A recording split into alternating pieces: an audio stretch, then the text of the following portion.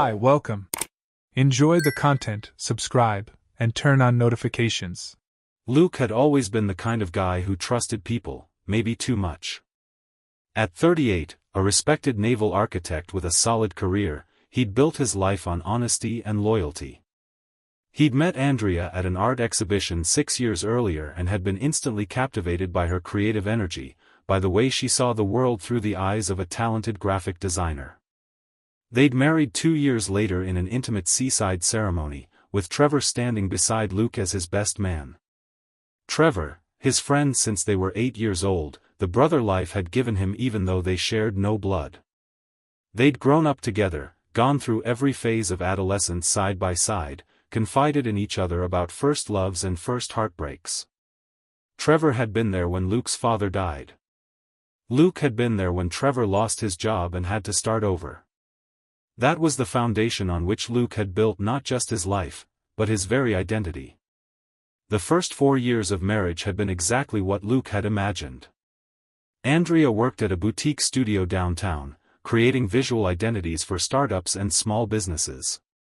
Luke spent his days designing commercial vessels, finding beauty in functionality, in how engineering could become art when done right.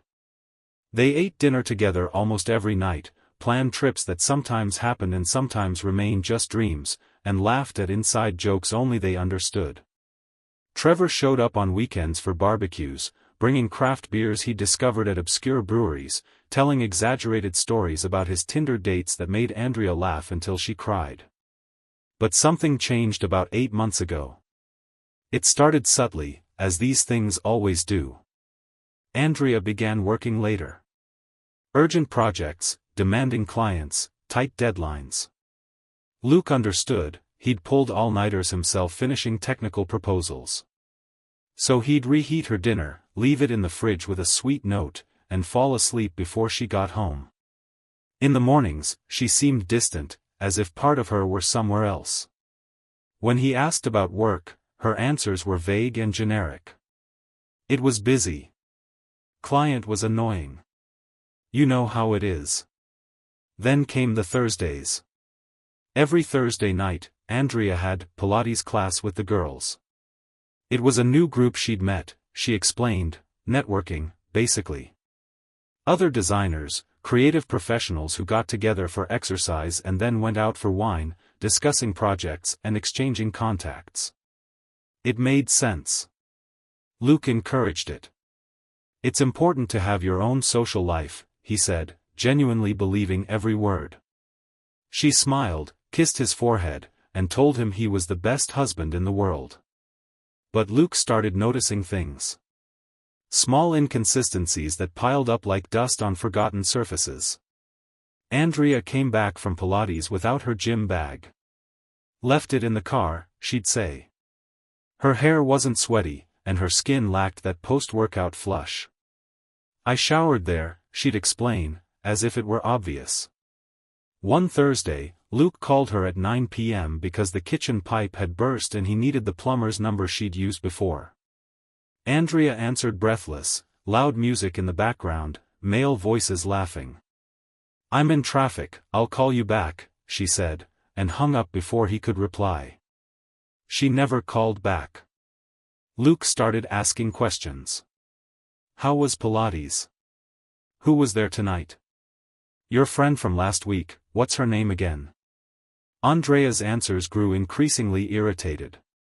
Why so many questions? Are you interrogating me? Luke, seriously, this is starting to feel controlling. He'd back off, apologize, say he was just curious, that he wanted to hear about her day. But the feeling in his gut wouldn't go away, that primal intuition every human has, the internal alarm that sounds when something is fundamentally wrong. It was on a Tuesday that everything truly began to crumble.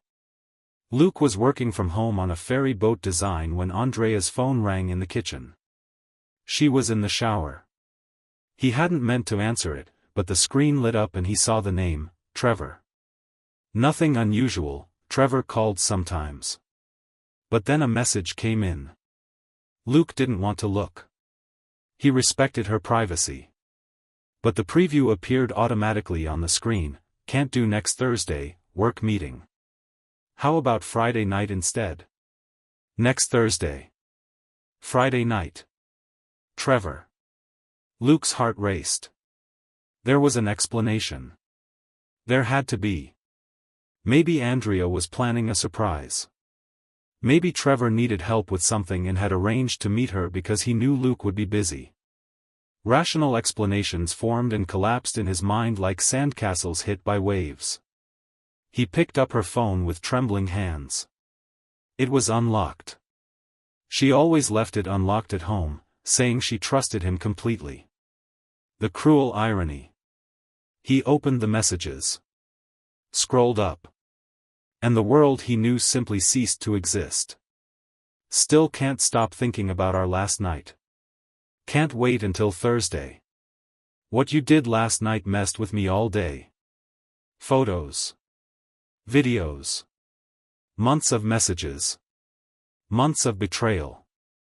Not just betrayal, a meticulously constructed conspiracy, full of laughter about how easy it was to fool poor Luke, how he was so naive, how he'd never suspect a thing. Trevor. His soul brother. The man who'd stood by him through the worst moments of his life. And Andrea. The woman he'd planned to grow old with. Luke locked the phone and put it back exactly where it had been. He went upstairs to his office, closed the door, and sat in silence, staring at his computer screen without really seeing anything. The sound of the shower stopped. Andrea hummed a song in the bedroom. Normal life. Domestic routine. As if the universe hadn't just imploded. That night, she asked if he was okay. "You're quiet." Luke smiled.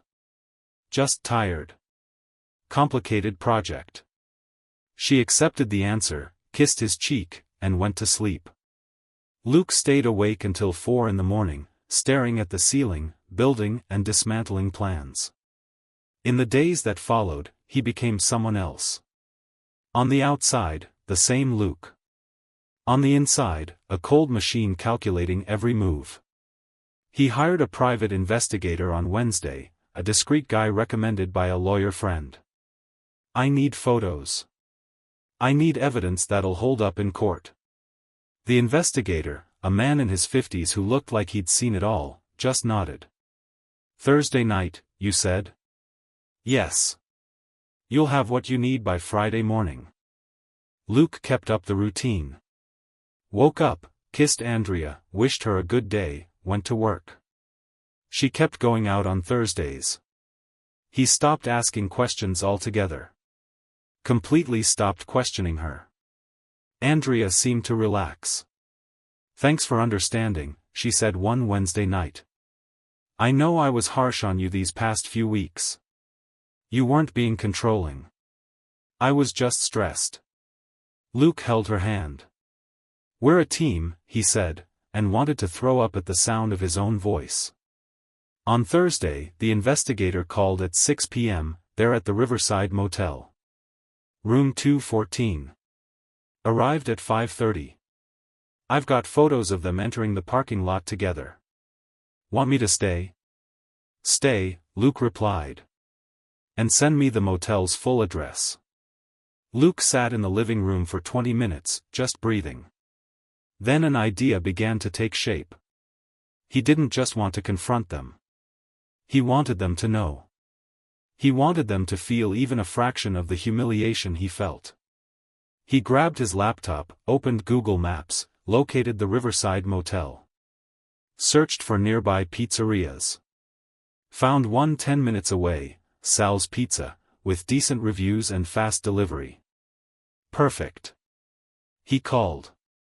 "Sal's Pizza, good evening. Hi, I'd like to place a delivery order." "Sure, what's the address?" "Riverside Motel, room 214. A brief pause. Probably nothing the clerk hadn't seen before. "Motels get food deliveries." "Okay. What'll you have?" "One large pepperoni pizza. And I want you to put a note in the box." "A note?" "Yes. Can you write down exactly what I'm about to dictate?" Go ahead. From your husband's kitchen. Enjoy your meal. Silence on the other end. Then a nervous laugh. Dude, seriously? Dead serious. How much is it? $22 with delivery. I'll pay $50 if you personally deliver it and take a photo of whoever opens the door. Another pause. Are you a cop or something? No.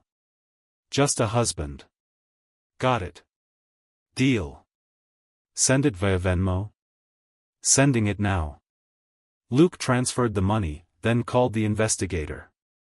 There'll be some activity at room 214 in about half an hour. Don't miss it. He waited. 35 minutes later, the phone rang. Unknown number. Hello? Man, I think you're gonna want to see this. It was the delivery guy. What happened? The guy who opened the door went ghost white. Like, actually white. Tried to slam the door, but I already saw the woman behind him. She started screaming, asking who sent the pizza. Took the photo you wanted. It's in your email. Thanks. Good luck, man. Seriously. Luke opened his email. The photo showed Trevor, shirt unbuttoned, eyes wide with pure shock, holding the pizza box like it was about to explode. In the background, partially visible, Andrea in a motel robe, mouth open in horror. The investigator called 2 minutes later. Got it. Photos of the door, both of them during delivery, their reactions. And video of them arriving at the motel. Fully documented. Perfect. Email everything. And thanks. It's my job. But can I ask you something? Sure. Why the pizza? Because I wanted them to know I knew. And I wanted them to know in the most humiliating way possible.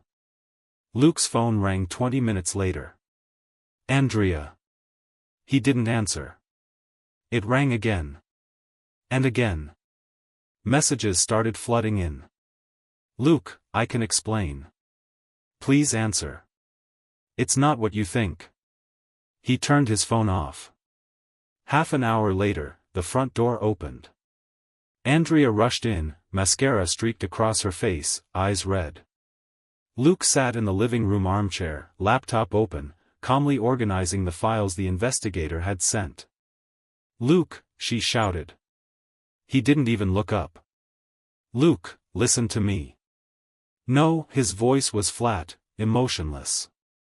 There's nothing you can say that I want to hear. It was a mistake. I swear, just a few times. I have months of messages, Andrea. Photos.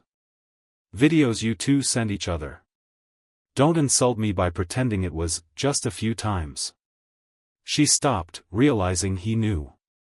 Really knew. Everything. How did you? The phone. It doesn't matter how. What matters is it's over. Luke, please, we can talk about this. There's nothing to talk about. Tomorrow morning, you're leaving this house. You can take your clothes. Everything else stays. My lawyer will contact you Monday with divorce papers. And Trevor? What about Trevor? Luke's voice finally gained an edge, cold, controlled anger. You want to know what I'm going to do to Trevor? Andrea nodded, tears streaming. Nothing. Absolutely nothing. Because Trevor died to me the second he chose to betray my trust with my wife. Ghosts don't deserve my attention. That was cruel, she whispered. Sending that pizza. It was cruel and humiliating. Luke finally looked at her. Really looked. And Andrea recoiled at what she saw in his eyes. You want to talk about cruelty? Cruelty was you and my best friend laughing at me for 6 months. Cruelty was me trusting both of you more than anyone else on the planet. Cruelty was you sleeping in my bed every night and looking me in the eyes every morning knowing exactly what you were doing. The pizza? The pizza was mercy. Because I could have done much, much worse. His phone rang. Unknown number. Luke answered without taking his eyes off Andrea. Luke? Trevor's voice, trembling.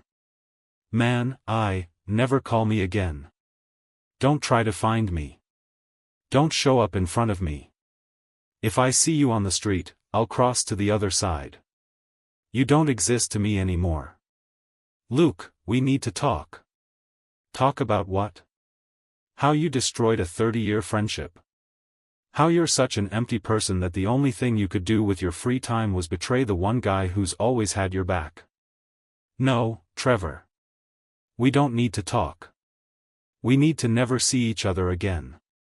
He hung up. Andrea was sobbing now, sitting on the living room floor, completely shattered. Part of Luke wanted to feel satisfaction. Part of him wanted to feel anything. But there was only a vast emptiness where emotions used to live.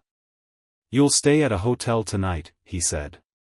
Tomorrow, you can come get your things while I'm not here. I'll leave the key with the neighbor. Luke, there's nothing left to say, Andrea. You made your choices. Now live with them. She left 10 minutes later with a small suitcase she'd hastily packed in the bedroom.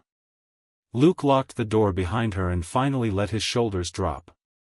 He sat on the floor, leaning against the door, and just breathed. He didn't cry. Couldn't. He was too numb.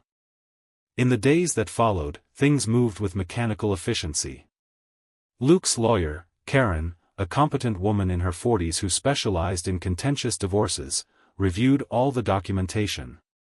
You've got a solid case, she said. With this evidence, she has no ground to contest anything. We'll get you a no-fault divorce, but fully documented to protect your financial interests. The house? It's yours. It was in your name before the marriage and stayed that way.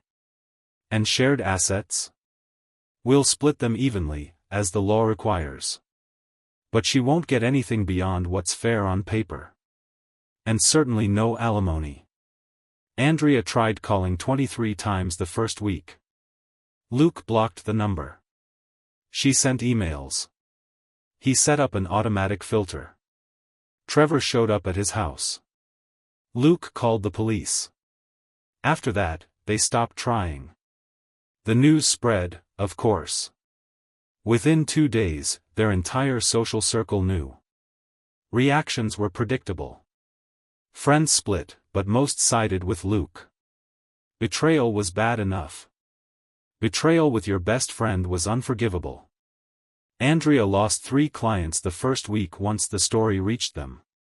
Trevor got fired from his tech startup job when the rumor leaked internally and reached the CEO, a man known for his rigid moral stance. We don't want that kind of person representing our company, he'd said. Andrea's parents called Luke. Her mother, crying, apologized. I didn't raise her to be like this. I know, Mrs. Morris. It's not your fault. Her father wanted to talk, his voice sharp. What are you going to do now? Get divorced and move on with my life. That's it? The question carried an edge, as if Luke should do more. What would you have me do? Hit her? Destroy her life beyond what she's already done to herself? I'm not that kind of person. She destroyed you. She tried. But I won't give her the satisfaction of seeing me broken. 3 weeks later, Luke was in his office when Karen called. The papers have been signed. She didn't contest anything. Divorce should be finalized in 60 days. Fast. She knows she has no defense. Honestly? I think she just wants this over. We're two. Luke started therapy, not because he was broken, but because he was smart enough to know that untreated trauma turns into poison. His therapist, Dr. Yolanda Chen, a patient 60-year-old woman, listened to him for 3 sessions before saying, "You're processing this in an incredibly healthy way." I don't feel healthy. Nobody does. But you're not self-destructing, you're not obsessed with revenge, you're handling emotions as they come. That's rare. Was the pizza too much? She laughed. The pizza was creative. And honestly, it gave you some control in a situation where you had none. It wasn't violent, it wasn't cruel beyond what was necessary. It was theatrical. And sometimes we need theater. 6 months after the pizza incident, Luke was finally starting to feel like himself again. The divorce had been finalized. The house was quiet, but it was a peace he'd learned to appreciate. He adopted a dog, a golden retriever named Barney, who forced him to go outside, take walks, remember that life still happened out there. It was on one of those walks, on a sunny Saturday morning, that Luke saw them. Andrea and Trevor, leaving a cafe, holding hands. She was thinner, her hair different. Trevor looked tired, older than his 37 years. They saw him at the same moment. Andrea froze. Trevor looked away. For a moment, Luke considered crossing the street, as he'd promised. But then he realized he didn't need to. He didn't feel anger. Didn't feel pain. Felt absolutely nothing. He kept walking, Barney happy at his side. Andrea called his name. Luke. He stopped, turned. She approached, leaving Trevor behind. "Hi," she said, voice small. "Hi. Are you okay?" "I am." And it was true. "And you, Andrea?" She hesitated. "We're trying to make it work. Me and Trevor." "I see." An uncomfortable silence. Luke could have said so many things. Could have pointed out the obvious irony. Could have made a cruel remark about relationships built on betrayal. But it wasn't worth the effort. "I wish you both luck," he said, and meant it. Because whatever they built would always be stained by how it began. They'd always live with that shadow. That was punishment enough. "Luke," she started, tears in her eyes. "I'm so sorry. Truly. I destroyed everything." "You did. But I rebuilt. And honestly, I think I rebuilt something better." "Have you met someone?" Hope and fear mixed equally in the question. "Not yet. But I will. When I'm ready. And when I do, it'll be with someone who deserves me. Someone who understands what loyalty means." Andrea nodded, swallowed a sob. "You deserve that." "I know." Luke gave a nod, a final farewell, and continued his walk. He didn't look back. Didn't need to. That chapter was closed, its pages sealed with fire and ash. What came next was his to write, with no unwanted co-authors, no plots of betrayal. Barney happily barked at a squirrel. Luke smiled. A simple life. An honest life. A life where pizza was just pizza, and Thursdays were just Thursdays. He liked this life. Was learning to love it, actually. And in the end, maybe that was the best revenge of all, not just surviving, but thriving. Not just rebuilding, but building something genuinely better from the rubble of what had been destroyed. The sun warmed his back as he walked. Somewhere in the distance, a church bell rang. It was a new day. And Luke was, finally and truly, ready to live it. Thank you for watching the video. If you enjoyed it, don't forget to subscribe to the channel and turn on notifications so you won't miss any updates.